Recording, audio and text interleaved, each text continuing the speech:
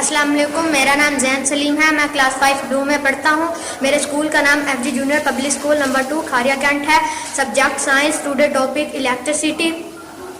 आज हम कंडक्टर और इंसुलेटर के बारे में मालूमात जानने की कोशिश करेंगे। आज हमारा टॉपिक है इलेक्ट्रिसिटी। इलेक्ट्रिसिटी के दो पार्ट होते हैं, कंडक्टर और इंसुलेटर।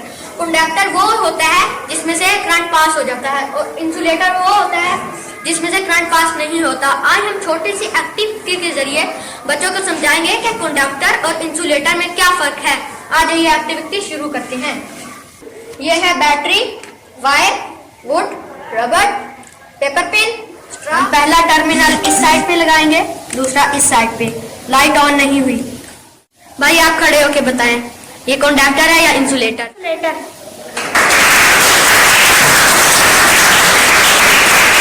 भाई आपने बिल्कुल सही बताया, आपके 5 पॉइंट बनते हैं।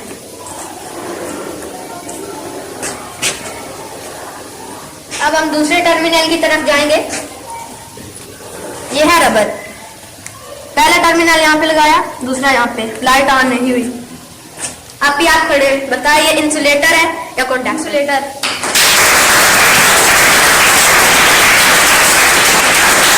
सीरा ने बिल्कुल सही बताया।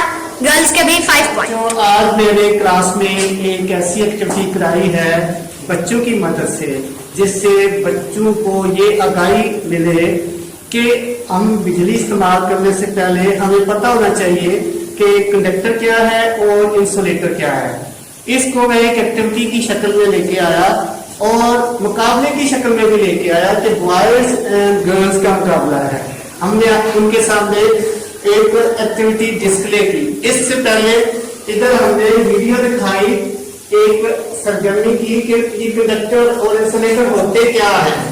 एक सरगर्मी देखने के बाद हमने इसको ट्राई किया है और बच्चों ने बहुत अच्छे अंदाज से जवाब दिए और बिल्कुल दुरुस्त जवाब दिए और बड़ी दिलचस्पी का इजहार किया।